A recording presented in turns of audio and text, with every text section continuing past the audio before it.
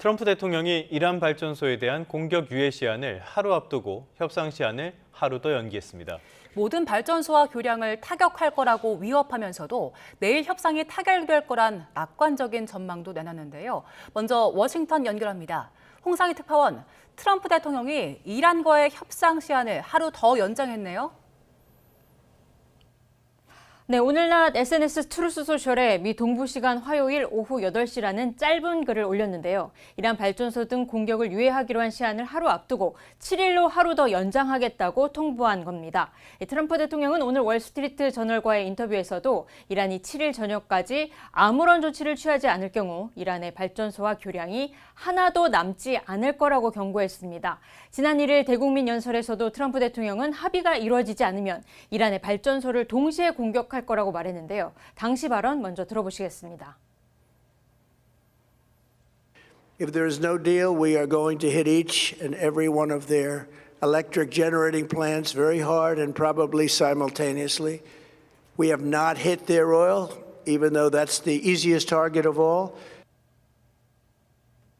이란 에너지 시설 타격으로 민간인들이 입을 고통을 우려하지 않느냐는 질문에는 이란 국민은 지옥에서 살고 있고 미국이 그렇게 해주길 바라고 있다고 주장했습니다. 다만 전쟁이 언제쯤 끝날 거로 보느냐는 질문에는 조만간 알려주겠다며 구체적인 답변을 피했습니다. 앞서 SNS에 올린 글에서도 7일은 이란의 발전소와 교량의 날이라면서 호르무즈 해협을 열지 않으면 지옥에서 살게 될 거라면서 욕설까지 쓰며 발언 수위를 높이기도 했습니다. 말이 이렇게 거칠어지는 게 여러 가지를 시사하는 것 같습니다. 어찌됐든 간에 이란에 대한 최후 공격 경고 계속하고 있는데 반대로는 협상 타결 가능성도 밝히고 있네요. 어떤 의도로 봐야 됩니까? 네, 폭스뉴스와의 인터뷰에서 밝힌 내용인데요. 트럼프 대통령은 오늘 폭스뉴스와의 인터뷰에서 이란과 협상이 현재 진행이 되고 있다면서 현지 시간 6일 협상 타결 가능성이 크다고 본다고 말했습니다. 그러면서 빨리 합의하지 않으면 이란의 모든 걸 날려버리고 석유를 차지하는 것도 검토하고 있다고 말했습니다. 협상 시한을 7일 오후 8시까지 하루 연장하면서 협상에 대한 낙관적인 메시지를 동시에 던진 건데 국내 전쟁 반대 여론을 의식한 행보로 보입니다.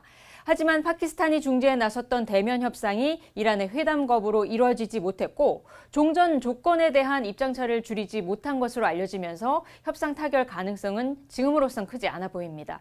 일각에선 호르무즈 해협 재개방과 관련한 일부 합의만 이루어지더라도 트럼프 대통령이 협상 타결을 선언할 가능성도 제기되고 있는데요. 이 말도 들어보시겠습니다.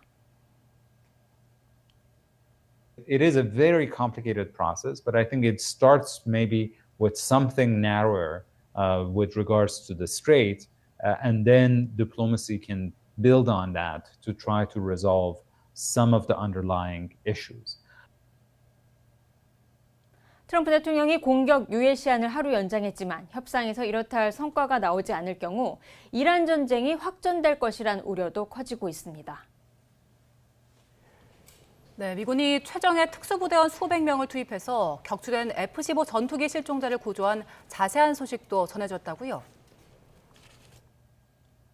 지난 3일 이란에서 격추된 F-15 전투기에서 비상 탈출했던 장교가 실종되자 미국은 대대적인 수색 작전을 펼쳤고 약 36시간 만에 구조에 성공했죠.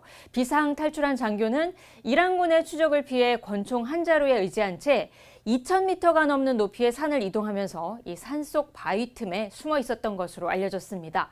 이 구출 작전에는 지난 2011년 오사마 빈 라덴 사살 작전을 성공한 미군 최정예 특수부대인 네이비실 팀 6대원과 특수부대원 수백 명, 또 군용기와 헬리콥터 수십 대도 동원이 된 걸로 전해졌습니다. 월스트리트 저널은 장교가 숨어있던 지역에 이란군이 접근하지 못하도록 MQ-9 리퍼 드론으로 미 공격기가 폭격을 가했다고 전했습니다.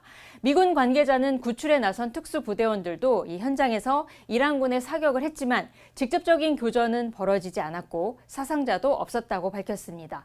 네타냐후 이스라엘 총리는 이번 구출 작전이 미국과 이스라엘의 긴밀한 공조 결과라며 작전 성공을 극찬했는데요. 발언 들어보시겠습니다. This rescue operation reinforces a sacred principle. No one is left behind. This is a shared value demonstrated time and time again in the history of both our countries. 트럼프 대통령은 이번 구조작전과 관련해 한국 시간으로 7일 새벽 2시 기자회견도 예고했습니다. 악시오스와의 인터뷰에서 트럼프 대통령은 미군이 실종됐던 장교의 위치 신호를 포착한 뒤에 이란의 함정일 가능성도 우려했다면서 이란군이 미 전투기를 격추한 건 운이었다고 주장했습니다. 지금까지 워싱턴에서 전해드렸습니다. 네, 하지만 이란 외교부는 보복에 나설 것이라면서 굴하지 않겠다는 뜻을 분명히 했습니다. 이란 의회 의장도 미국이 이스라엘에 대한 추종을 고집하면 중동이 불바다가 될 거라고 경고했습니다. 뉴욕 연결해서 자세한 소식 알아봅니다. 이승윤 특파원, 트럼프 대통령의 인프라 공격 위협에 이란이 항전 의지를 보였다고요? 네, 그렇습니다. 에스마일 바가이 이란 외무부 대변인은 트럼프 대통령의 인프라 공격 위협에 상응하는 보복을 할 것이며 미국 소유난 아니면 관련 시설을 표적으로 삼을 것이라고 강조했습니다. 이어 국가의 핵심 기반 시설인 에너지 부문을 공격하겠다고 위협하는 건 전체 인구를 위험에 빠뜨리겠다는 의미인 만큼 반인도적인 전쟁 범죄라고 비판했습니다. 또 미국은 지난 30여일 동안 이란의 방어 능력이 무력화했다는 헛소문을 퍼뜨렸지만 이란의 군은 적들이 오판하고 있음을 보여줬다고 밝혔습니다. 이란군 역시 신속한 합동 대응 덕분에 적군의 필사적인 구조작전을 저지할 수 있었다고 주장했습니다. 또 트럼프 대통령의 파일럿 구조 성공 발표에 대해 미군의 뼈아픈 패배와 실패를 정당화하려고 모호한 태도를 보이며 여론을 호도하려 한다고 비난했습니다. 이어 영공을 침범한 적의 블랙호크 헬리콥터 2대와 C-130 군용 수송기가 피격했다며 격추시켰다면서 항공기가 추락해서 불타는 장면과 잔해의 모습을 공개했습니다. 미국 일간 뉴욕타임스는 미국 수송기가 피격된 게 아니라 움직일 수 없게 돼서 미군이 의도적으로 폭파한 것이라고 보도했습니다. 이어 이란이 미군 전투기를 격추하고 미군은 조종사 구출에 성공하면서 양국 모두 위험할 정도로 대담해졌다고 분석했습니다. 이란 문화부 장관은 트럼프 대통령은 불안정하고 망상적이며 개인적, 행동적, 언어적 균형이 결여됐다면서 강도 높게 비판했습니다. 이어 트럼프 대통령은 모순된 입장 사이를 끊임없이 오가 이란인도 미국인도 완전히 분석할 수가 없다고 비난했습니다. 이란 정부의 입장을 직접 들어보시죠. Iran's reaction would be one of reciprocating any such attack. Our armed forces have made it clear that in case Iran's infrastructure is attacked, we would react in kind. 네, 트럼프 대통령의 공격 유예 시간을 앞두고 이란군이 지금 중동의 석유화학 시설을 난타했다는 소식도 전해졌네요. 네, 그렇습니다. 모하마드 바게르 갈리바프 이란 의회 의장은 트럼프 대통령을 향해 베냐민 네타냐후 이스라엘 총리의 명령을 따르려는 고집 때문에 중동을 불바다로 몰아넣게 될 것이라고 경고했습니다. 실제로 이란 이슬람혁명 수비대는 중동의 미군 관련 주요 화학과 석유화학과 에너지 시설을 대대적으로 타격했습니다. 이란군은 이스라엘 하이파 정유소와 아랍에미리트 가스시설, 알-루아이스 석유화학 공장, 바레인의 석유화학 공장, 쿠웨이트의 석유화학 시설 등을 공격했다고 밝혔습니다. 또 이번 공격은 최근 적들이 이란 교량과 석유화학 단지 등 이란의 민간 기반 시설을 공격한 데 대한 직접적인 응징이라고도 선언했습니다. 네, 이런 상황에서 이란이 호르무즈 해협은 세계를 향해서 열려 있지만 적에게만 닫혀 있다 이렇게 주장을 하면서 오만과 해협 통행 보장 방안을 구체화하고 있다고요. 네, 그렇습니다. 이란은 호르무즈 해협이 열려 있다고 주장하며 오만과 외무부 차관급 회담을 열고 원활한 해협 통항을 보장하는 방안을 논의했습니다. 이란 정부의 입장을 직접 들어보시죠. راجب بحث تنگه برای جهانیان باز هست ولی برای دشمنان ایران بسته. 호르무즈 해협은 전 세계 해상 원유 물동량의 20%가 지나는 전략적인 요충지로 현재 이란 전쟁으로 안전한 통행이 거의 불가능한 상태입니다. 이란은 호르무즈 해협을 통과하려는 선박의 국적, 선적 화물 종류 등을 고려해 선별적으로 통항을 허용하겠다는 입장이어서 오만과의 이번 협의 결과에 전 세계에 이목이 쏠려 있습니다. 이란은 평시에도 해협 통과를 원하면 이란, 오만과의 조율이 필요하다고 주장하며 제한이 아니라 안전한 통항 보장과 더 나은 서비스 제공을 목적으로 한다고 주장했습니다. 또 앞으로 전쟁 이전의 규칙이 적용될 것으로 기대해서는 안 된다면서 침략국과 지원국에는 항행 제한과 금지 조처가 불가피하다고 강조했습니다. 이런 가운데 석유 수출국 기구 오페크와 주요 산유국 모임인 오페크 플러스 소속 8개국이 다음 달 원유 생산량을 하루 20만 6천 배럴가량 늘리기로 했다고 블룸버그 통신이 보도했습니다. 다만 이란 전쟁에 따른 석유시설 폭격과 호르무즈 해협 폐쇄로 이 원유 생산 수송에 차질이 빚어진 가운데 내려진 이번 징산 결정은 상징적인 조치에 그칠 전망입니다. 지금까지 뉴욕에서 YTN 이승윤입니다. 네, 이번 전쟁은 벌써 6주째 접어들었습니다. 뜻대로 풀리지 않자 트럼프 대통령의 입은 점점 거칠어지고 있습니다. 트럼프 대통령은 이란과의 합의 가능성을 언급했지만 완전한 승리가 불가능해진 상황에서 오히려 확전을 택할 수 있다는 분석도 나옵니다. 이경아 기자의 보도입니다. 트럼프 미국 대통령은 호르무즈 해협을 다시 열기 위해 이란과 협상 중이며 현지 시간 6일 타결될 것으로 믿는다고 밝혔습니다. 하지만 자신이 정한 협상 시한은 또 미뤘습니다. 양측 입장 차이가 워낙 커 협상이 쉽지 않음을 드러내는 대목입니다. 이란 정권 교체는 사실상 불가능해졌고 호르무즈 해협 문제 역시 이란이 국가를 선별해 통행을 허용하며 주도권을 쥔 상황입니다. 이 때문에 트럼프 대통령이 결국 확전을 통해 돌파구를 찾으려 할 것이란 전망이 나옵니다.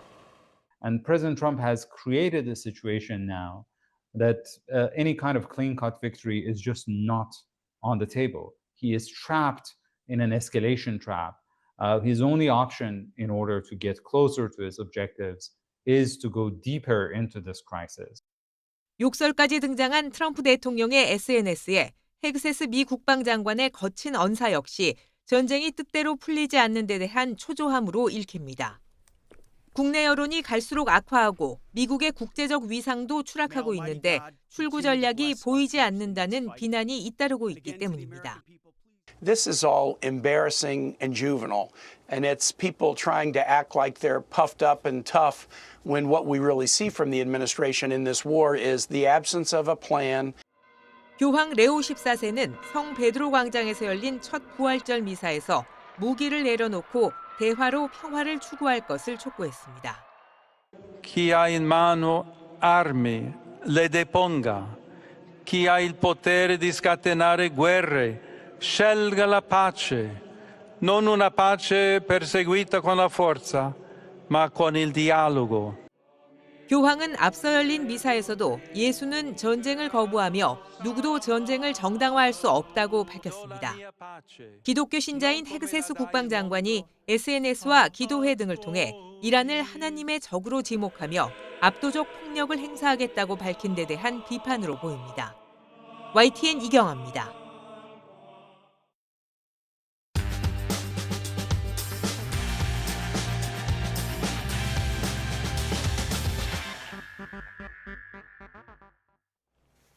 (4월 6일) 월요일 스타트 브리핑 시작합니다. 중동 전쟁 장기화로 서비스 물가와 유류 할증료가 고공행진 중인데요. 그 여파로 여행 성수기가 지워지고 있다는 한겨레 신문 기사부터 보겠습니다. 올해 1분기 서비스 물가는 전년 동기 대비 2.4% 뛰었습니다. 지난해 2분기 이후 가장 큰 폭으로 오른 겁니다. 유류 할증료 인상은 아직 본격적으로 반영도 안 됐고요. 이번 달 지표부터 반영되는데요. 2분기부터는 상승폭이 더 커질 거란 얘기죠. 국내 항공사들은 이달 발권 항공권부터 유류 할증료를 대폭 인상했습니다. 장거리 노선의 경우 지난달보다 최대 3배가량 올랐습니다. 커진 유류비 부담에 항공업계는 감편과 운항 중단에 나서면서 허리띠를 졸라매고 있는데요. 지난달 TA와 아시아나에 이어 이번 달부터는 대한항공까지 비상경영에 돌입했습니다. 항공권을 끊어놨는데 숙소 예약을 미루거나 아예 여행을 포기하는 여행객들도 늘어나고 있습니다. 유류할증료와 항공요금 인상이 본격화하면 소비자 물가도 상승 압력을 받을 수밖에 없는데요. 이번 달 물가 상승률이 2% 중후반이 될 거란 전망이 나옵니다. 네, 그런데 서비스 물가만 비상이 걸린 게 아닙니다. 전쟁발 물가 공습의 영향이 공산품을 넘어서 먹거리까지 확산하고 있다는 동아일보 기사 보겠습니다. 지난달 세계 식량 가격 지수는 전월 대비 2.4% 상승했습니다. 식용유 등이 포함되는 유지류 가격 지수는 5.1% 올랐고요. 1년 만에 닭고기 값은 30%, 비료용 요소 값은 172% 넘게 치솟았습니다. 올해 2분기 국제 곡물 선물 가격 지수는 1분기보다 6.4% 뛸 걸로 전망됩니다. 유가 상승이 식탁 물가에도 부담을 키우는 거죠. 국제유가 상승 영향은 장기적으로 나타난다는 게 문제인데요. 중동 전쟁이 끝난다 해도 물가 상승 압력은 계속될 걸로 보입니다. 유류할증료 인상과 연쇄적인 먹거리 가격 상승 등이 앞으로 물가에 점점 많이 반영될 텐데 해외 주요 투자은행들은 올해 한국의 소비자 물가 상승률 전망치를 2% 중반대로 보고 있습니다. 다음 조선일보 기사는 투자자들의 비투 현황을 분석했는데요. 60대 이상의 비투 금액이 2030의 2배 이상인 걸로 나타났습니다. 국내 10대 증권사의 신용융자 잔고, 즉 비투 규모는 2월 말 기준으로 약 27조 원, 연령대별로는 60대 이상이 7조 7,100억 원으로 전체 약 30%입니다. 작년 한 해 동안 60대 이상의 비투는 무려 85%가 늘었습니다. 모든 연령층을 통틀어서 증가율 1위입니다. 그런데 중동 사태 이후로 증시가 요동치면서 반대 매매 우려가 커졌죠. 60대 이상은 비교적 재정 여력이 있다곤 하지만 주가가 급락하면 소중한 노후 자금을 잃게 될 겁니다. 무리한 비투가 개인의 자산 감소를 넘어서 실물 경제에도 악영향을 미칠 거란 우려가 나옵니다. 네, 마지막 기사 보겠습니다. 다들 꽃 구경은 다녀오셨나요? 벚꽃이 옛날보다 좀 일찍 피었다는 생각이 들었다면 정확히 짚으셨습니다. 지구온난화 때문에 봄꽃 시기가 엉켰기 때문입니다.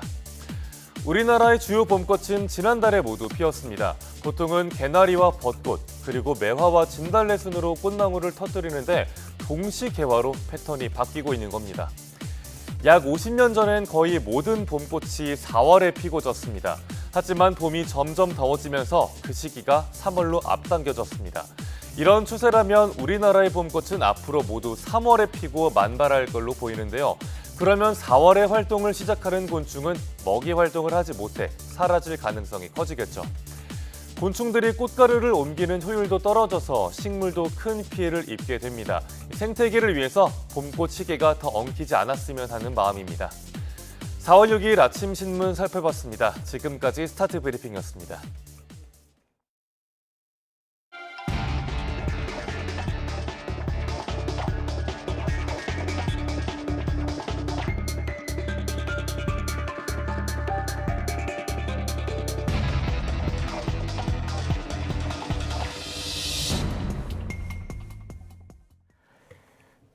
트럼프 대통령이 이란의 핵심 인프라 공격을 6일로 제시했다가 하루 연장해서 7일로 연기했습니다.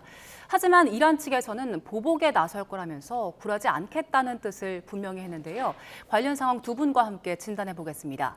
백승훈 한국외대 중동연구소 전임연구원, 서은숙 상명대 경제금융학부 교수와 함께합니다. 어서 오세요. 네, 안녕하십니까. 네, 안녕하세요. 네.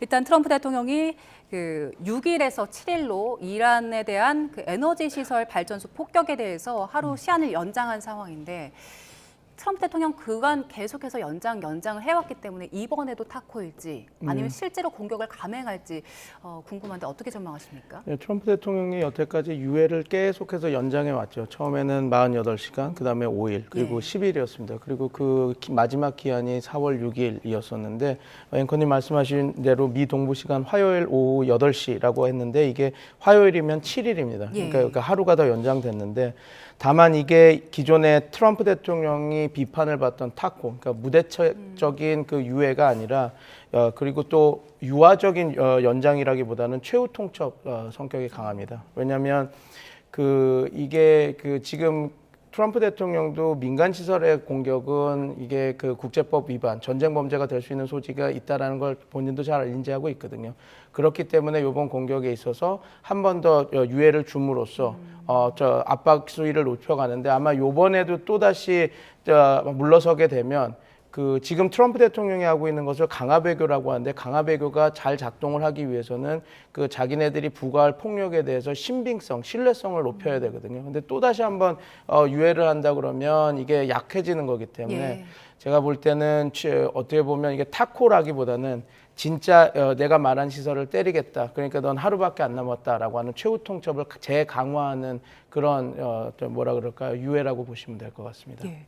트럼프 대통령이 이번에 그 SNS에 올린 말을 보면 좀 거칠어졌더라고요. 네. 욕설도 사용하기도 했는데 트럼프의 심리를 좀 반영하는 걸까요? 초조한 심리? 당연히 그렇습니다. 지금 일이 잘 안 풀리고 있다라는 것을 보여주는 그 하나의 반증이라고 볼 수 있는데요. 그래서 그렇지만 이제 그러면 그럴수록 지금 트럼프 대통령, 그 알리바이즈 지금 계속해서 미국의 그 크라이시스 그룹에서 나와서 하는 대표 뭐라 그럴까요? 전문가가 얘기하고 예. 있지만 지금 트럼프 대통령은 그 지금이 벗어나올 수 없는 확전의 덫에 빠졌거든요. 그래서 지금 이 상황에서는 자기가 물러서는 것보다 이 전쟁을 끝까지 가야지 얻을 수 있는 게 유인이 많게 되는 그 상황에 빠졌습니다. 그래서 지금 트럼프 대통령의 언사도 거칠어지고 이렇게 되고 있는데 그렇기 때문에 요번에 4월 7일 하루 연장된 그 기간이 오면 좀 더 강력한 공격, 그 자기가 이야기했던 민간 인프라 시설에 대한 공격을 할 가능성이 높습니다.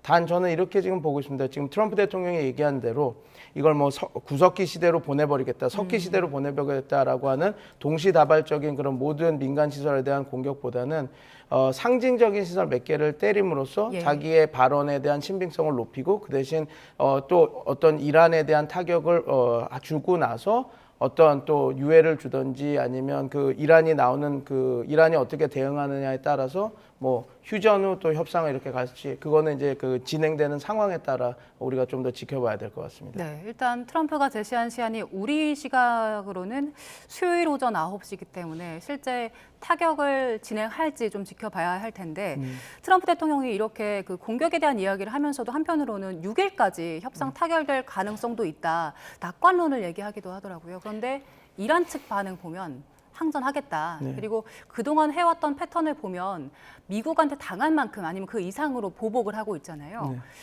이란에서는 어떻게 대응할 것 같으세요? 이란은 아마 공격을 받게 되면 상징적인 수준으로 공격을 받게 되더라도 똑같이 그에 맞는 공격을 할 겁니다. 그러니까 이란에 대한 전력 시설이 공격을 당하면 그 주변국 미국의 미군을 도와주고 있는 미군 부대가 주둔하고 있는 걸프 국가의 전력 시설이라든지 석유 생산 시설 아니면 담수화 시설을 공격할 가능성이 예. 높습니다. 그러니까 지금 앵커님께서 말씀 주신 대로 이란은 정말 눈에는 눈, 이에는 이 이렇게 해서 상호 대칭적인 공격을 해왔거든요. 자기네들이 공격을 당하면 그만큼 똑같은 것을 공격하거나 조금 더 공격을 이렇게 가해서 하는데 이게 어떻게 보면 이것도 이란 쪽에서도 전쟁 범죄입니다. 이런 민간 시설을 공격하는 거. 그러나 이게 어떻게 보면 이란 입장에서는 자신들의 공격을 당하는 것을 막을 수 있는 유일한 억지력이기 때문에 또 이게 아까 말씀드린 강화 외교가 들어가면 이란 역시 역강화 외교가 들어가야 되는데 역강화 외교도 똑같습니다. 자기네들이 우리가 그냥 말로만 하는 것이 아니라 우리가 공격을 당하면 똑같이 너한테 공격할 수 있는 억지력 그런 능력이 있다라는 게 보여줘야지 공격당하는 수준을 낮출 수 있거든요. 그래서 그런 식의 이제 그 공격과 재공격이 계속될 가능성이 좀 높아지고 당연히 갈리바프나 지금 이란의 그 지도부는 우리가 공격 당하는 만큼 우리도 똑같이 할 것이다라고 하는 것을 계속 공세 수위로 그렇게 이야기할 수밖에 없는 그런 상황이다 보시면 될 것 같습니다. 지금 전쟁 이제 6주째 접어든 상황인데 이란에서도 출구 전략 필요하지 않습니까? 계속 이렇게 보복 계속해서 한다면 어떻게 출구 마련할 방침일까요? 제가 지금 걱정하는 부분도 이겁니다. 제가 이전에 YTN에서도 몇 번 나와서 얘기했던 게 이게 통제된 벼랑 끝 전략으로 들어갔다라고 했거든요. 그러니까 뭐냐면 벼랑 끝 전략은 이제 정말 우리가 생각했던 레드라인을 계속 건들면서 이제 지금 위험한 수준에 와 있는 겁니다. 네. 그러나 여태까지는 통제된 수준에 있었는데 걱정되는 부분은 이제 민간 생활 인프라 시설까지 공격하면 좀 차원이 달라지는 겁니다. 네. 왜냐하면 민간인의 피해자가 늘어나면 늘어날수록 제가 아까 말했던 통제된 수준의 벼랑 끝 전략은 쓸 수가 없는 거거든요. 민간인이 계속 죽어가고 그렇게 되면 통제되지 않는 벼랑 끝 전술로 넘어가게 되고 그렇게 되면 전쟁, 확전, 전면전에 될 확률이 높거든요. 왜냐하면 민간인 피해가 늘어나면 늘어날수록 양측이 이 전쟁을 끝내야지 이런 피해가 없어지겠구나 해서 전쟁을 끝낼 수준으로 공격을 시작하게 되면 그것은 진짜 우리가 묵도할 토털 전면전이 되는 거거든요. 그래서 저는 지금 그 임계점에 가까이 와 있다고 봅니다. 왜냐하면 지금 민간 시설을 공격하겠다라고 얘기를 하고 있고 트럼프 대통령도 4월 7일 기한으로 이제 안 되면 이제 전력 시설 그다음에 뭐 생활 시설도 우리가 다 공격하겠다는 얘기가 나오고 있기 때문에 지금 되게 큰 위험한 상황에 있는데 여기서 출구 전략은 그런 거 있지 않습니까? 강화 배교의 핵심은 상대방이 못 견딜 그 임계점으로 끌어올린 다음에 당근책을 하나 던져서 협상을 타결하는 건데 지금 트럼프 대통령의 언사는 제가 지금 너무 말씀해 주신 대로 거칠고 해서 그게 조금 우려됩니다. 당근이 안 보여요. 맞습니다. 이 상황에서 흥분하지 않고 냉철하게 끝까지 몰아붙인 상황에서 그래도 미국이 제일 더 유리한 협상안을 던져야 되는 건데 과연 이 미국의 유리한 협상을 던질 수 있는 그런 냉철함이 지금 남아 있을지 그거는 지금 저희가 좀 지켜봐야 되겠습니다. 다만 제가 하나의 희망을 가져본다면 트럼프 대통령은 저렇게 감정이 고조가 돼 있지만 그래도 미국은 시스템으로 움직이는 나라이기 때문에 펜타곤이나 국무부에서는 좀 나름 여러 가지 플랜 A, B, C가 있기를 바라면서 조금 지금 이 고조 상황을 좀 지켜봐야 될 것 같습니다. 그동안은 시스템이 그다지 작동하지 않는 모습이었는데 이제 좀 움직였으면 좋겠는데요. 말씀하신 것처럼 통제가 되지 않는 수준의 벼랑 끝으로 간다면 지금 유가, 물가도 많이 올랐는데 더 오를 것 같거든요. 트럼프 대통령 얘기한 대로 그 4월 7일 화요일 8시에 실제로 공격을 감행한다면 그 국제 에너지 시장은 어떻게 요동칠까요? 에너지 시장은 지금 우리가 이제 미리 예측을 해서 가격이 지금 반영되고 있기는 하지만 훨씬 더 많이 급등할 것으로 이제 예측을 하고 있습니다. 왜냐면은 방금 말씀하신 것처럼 이제 뭐 실질적으로 이제 폭격이 시작되게 되면 이렇게 에너지 시설부터 먼저 파괴가 될 가능성이 굉장히 크기 때문에 지금 현재 우리가 미리 기대해서 가격에 반영된 것보다 훨씬 더 샥이 올 가능성이 크다라고 예측을 할 수가 있을 것 같아요. 네. 지금 당장 우리가 체감하는 건 그 석유, LPG 그리고 그 정도였는데 앞으로 걱정이 먹거리 물가더라고요. 이게 호르무즈 해협을 통과하는 게 유조선만이 아니고 비료도 그쪽을 통해서 움직이잖아요. 그래서 당장 농산물이나 곡물 가격도 폭등할 것이다 이런 전망 나오던데 어떻게 전망하십니까? 이게 이제 이번 전쟁이 이제 기름값만 올리는 게 아니고 이제 비료와 운송비까지 동시에 이제 흔드는 그러한 이제 상황이 발생을 하고 있는 거죠. 그러니까 특히 이제 비료 생산 같은 경우가 천연가스를 많이 쓰기 때문에 에너지 가격이 오르게 되면은 비료 가격은 바로 뜹니다. 그래서 비료의 이제 주 원료인 천연가스 가격의 추이를 한번 보면 한 달 새에 약 그 62.4% 전년 대비해서 126.4%가 폭등을 했어요. 굉장히 많이 올랐죠, 그죠? 방금 말씀하신 것처럼 호르무즈 해협을 통해서 전 세계 비료 해상 무역의 3분의 1이 지금 지나가고 있거든요.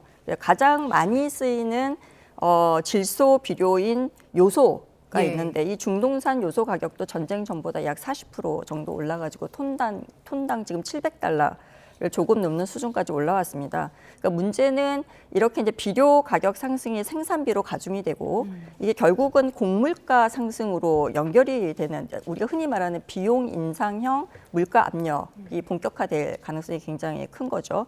그러니까 유엔 산하의 전문 기구인 FAO는 3월 세계 식량 가격 지수가 전월 대비해서 2.4% 상승했다고 밝혔고 아직은 이제 글로벌 공급 물량 자체가 비교적 넉넉해요. 그래서 상승폭이 좀 제한되고 있지만 지금에 끝나지 않고 전쟁이 이제 지속이 되면은 40일 이상 이제 이어지는 상황이 발생을 하면 농가가 비료를 덜 쓰거나 파종을 줄일 수 있다라고 지금 경고를 했습니다. 그러니까 지금은 식량 위기가 확정되었다라고 이제 보기에는 좀 어렵고요.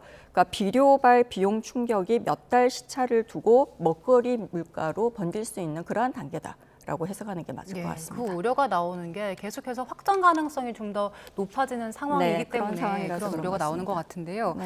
그 농산물이나 곡물 가격 오르면 이 곡물이 사료로도 쓰이잖아요.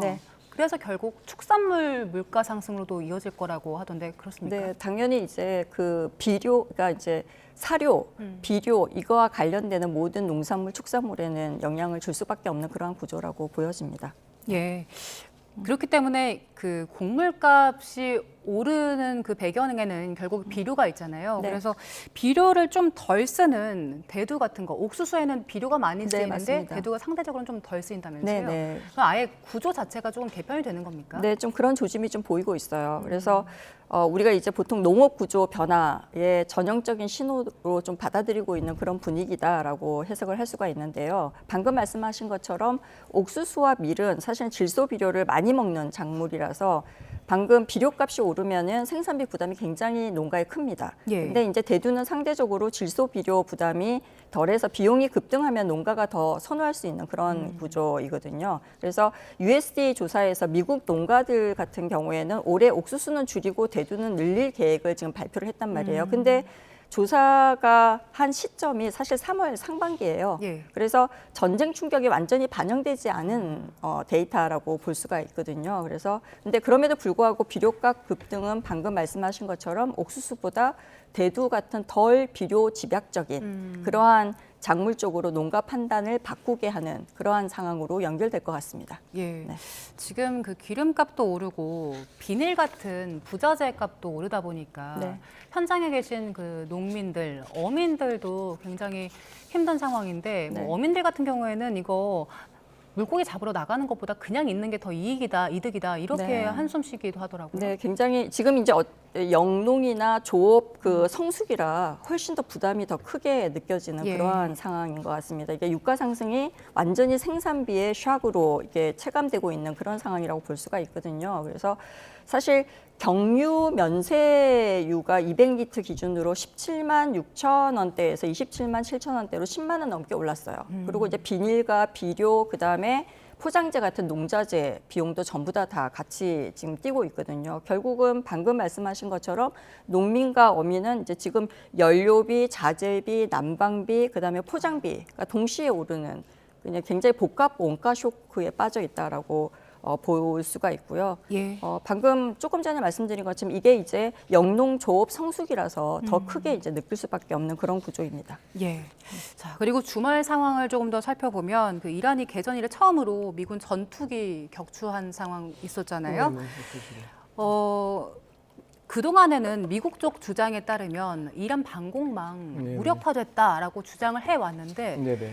격추한 상황 보면 또 그런 것 같지도 않는 것 같습니다. 지금 이란의 그 군사적인 상황은 어떻게 진단하세요? 지금 우리가 좀 분리해서 봐야 될 필요가 있는데요. 이게 A-10 폭격기와 예. 그다음에 F-15 예. 전폭기, 전투기가 이제 다 격추가 됐죠. 어떻게 보면 이제 그 최강의 전투기라고 이야기했던 그 최신의 뭐 F-15 좋은 전투기가 떨어졌으니까 그런 이란의 방공망이 아직도 굳건한 거 아닌가 이렇게 볼 수도 있겠지만 저는 그런 분석보다는 미국이 제대로 준비를 안 하고 이런 전쟁을 치렀구나라고 오히려 미국의 전략 부재를 좀 비판해야 될 부분이 더 높다고 생각합니다. 왜냐하면 지금 요번에 그 F-15와 A-10 폭격 전폭기를 떨어뜨리는 그 역할을 했던 게 고정형 무슨 미사일 발대대가 아니라 전투 요원이 들고 다니는 그 지대 공 미사일 아니면 그 소형 차량에 탑재해서 움직일 수 있는 지대 공 미사일로 이렇게 떨어뜨렸다고 얘기가 되고 있거든요. 그 말은 지금 보통 미국의 전략은 이렇게 돼야 됩니다. 원래 그 공군력을 이용해서 대규모 폭격이 일어나서 고정 시설들이 공격하고 나서는 그 다음에는 지상군이 파견이 돼서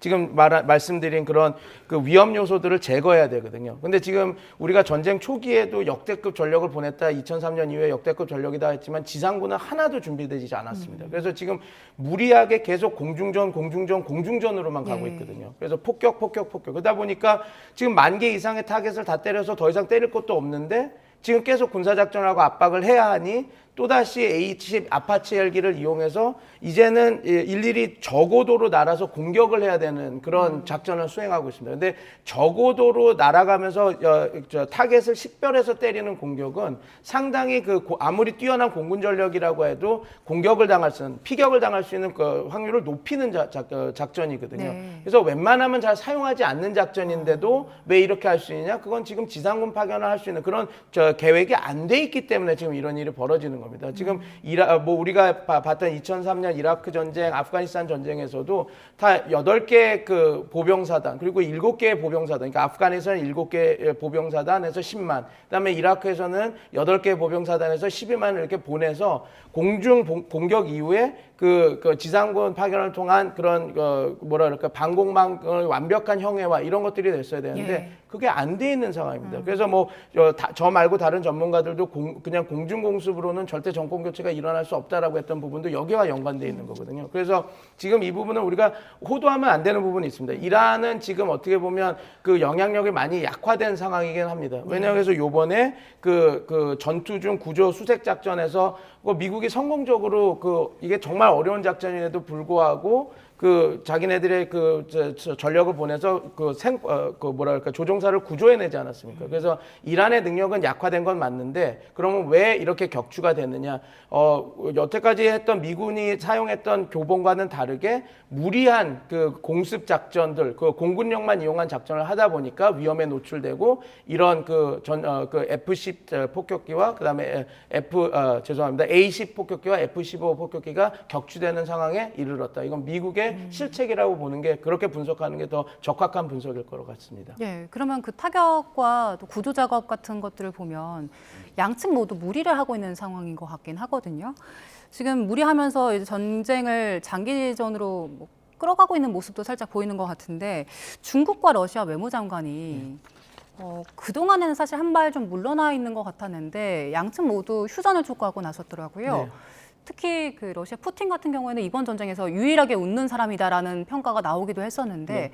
이번에 러시아가 휴전 촉구하는 어디에 있다고 보세요? 그 외교적 해법을 강조한 발언을 계속 지금 발신하고 있죠. 그러나 정확히는 그 중립적인 평화적 중재라기보다는 지금 어떻게 보면 이란 정권이 정권 교체가 되면 이게 러시아 입장에서는 좀 불리하거든요. 그러니까 미국을 견제하기 위한 이런 평화적 중재 제안이라고 보시면 될 것 같습니다. 왜냐하면 이란 정권 교체가 이루어지면 러시아에게는 중동 에너지 시장에서 미국의 영향력을 커지는 것을 목도할 수밖에 없거든요. 그렇게 되면 러시아 입장에서는 미국을 견제할 수 있는 그 외교적 공간이 축소되는 거기 때문에 지금 어떻게든 이란의 정권 교체를 막으면서, 그렇지만 미국과의 그 극렬한 대립은 피하면서 그래서 지금 이런 외교적인 수사나 외교적인 행보가 나오고 있다, 그렇게 보시면 될 것 같습니다. 예. 전쟁이 길어지면서 앞선 저희가 현장에 계신 분들의 어려움을 얘기했는데 소비자 물가도 걱정이에요. 네. 그 글로벌 투자은행들이 3월 달에는 그 2.2%였던 소비자 물가 상승률 3% 웃돌 수도 있다라는 전망 내놨더라고요. 네. 3%로 웃돌게 되면 우리 소비자들이 체감하는 건 어느 정도입니까? 지금 현재 그 소비자 물가 올해 우리가 예상했던 게 2%였어요. 근데 이제 이게 사실 3월 달에 이게 3월 지나고 앞으로 더 이제 물가가 더 높아질 걸로 예상해서 2.4%로 상향됐고 전쟁이 더 지속되면 한 3%까지 갈 수 있다라고 이제 보는 거거든요.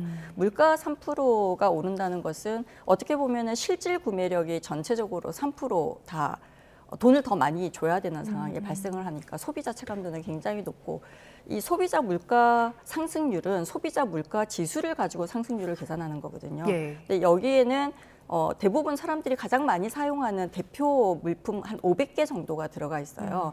근데 실질적으로 체감하는 거는 이것보다 훨씬 더 높을 수가 있습니다. 농산물이라던가 특히 이제 석유류 이런 경우에는 훨씬 높거든요. 그래서 체감 정도가 더 클 것 같고요. 그러니까 정부 조치가 가격을 이제 막는 것이 아니고 사실은 속도를 지금 늦추는 거란 말이에요. 그러다 보니까 휘발유 가격 지금 상한도 지금 정하고 있고, 그 다음에 유류세 인하 폭도 우리가 이제 휘발유 같은 경우는 7%에서 15%, 경유는 10%에서 25%로 전부 다 확대했잖아요. 그래도 지금 소비자 물가 지수가 지금 3월이 전년 대비해서 2.2% 올랐으면 이게 사실 단기적으로는 처방을 할 수가 있지만 장기적으로는 산업에 미치는 영향도 굉장히 크고, 아까 방금 얘기한 것처럼 이게 결국 먹거리 물가나 안 그러면은 경기 전체적인 침체를 갖고 올 가능성이 크기 때문에 우리가 흔히 얘기하는 물가는 올라가는데 경기는 침체되는 그런 스태그플레이션으로 오는 상황이 지금 우리가 예측을 할 수가 있는 상황이거든요. 이제 예. 그때 소비자들의 입장에서는 소득은 더 줄어들고 물가는 더 오르는 그런 상황으로 결론을 낼 수 있기 때문에 예. 굉장히 어려운 상황이다라고 봐야 될 것 같습니다. 저희가 앞서 얘기했던 것처럼 지금 전쟁이 확정기로 있기 때문에 정부에서는 이거 장기전으로 갈 경우 네. 어떻게 할 것인가 여기에 대한 대비책 필요한 상황이잖아요. 네.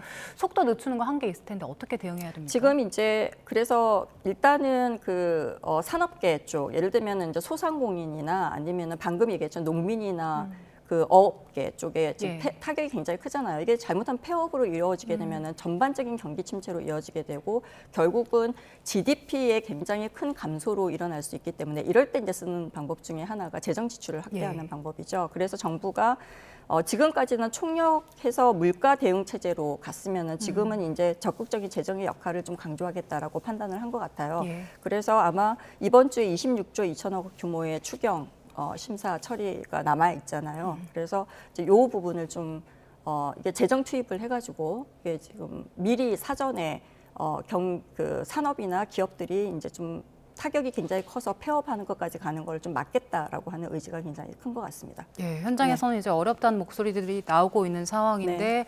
전쟁은 끝날 모습이 보이지 않아서 걱정입니다.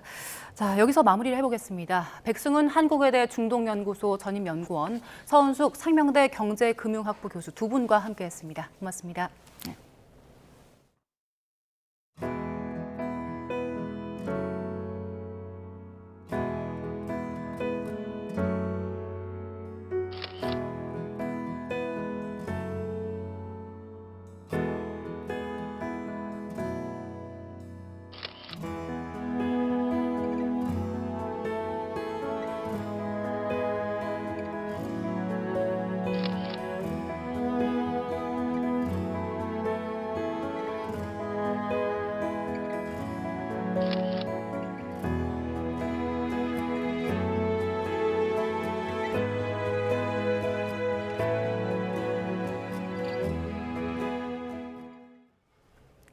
네, 끝으로 출근길 날씨 살펴보겠습니다. YTN 야외 스튜디오 연결합니다. 정수연 캐스터. 네, 정수연입니다. 네, 오늘은 전국에 봄비 소식 있다고요? 네, 곳곳에 한 주의 시작을 알리는 봄비가 내리고 있습니다. 출근길 우산 챙겨 나오셔야겠고요.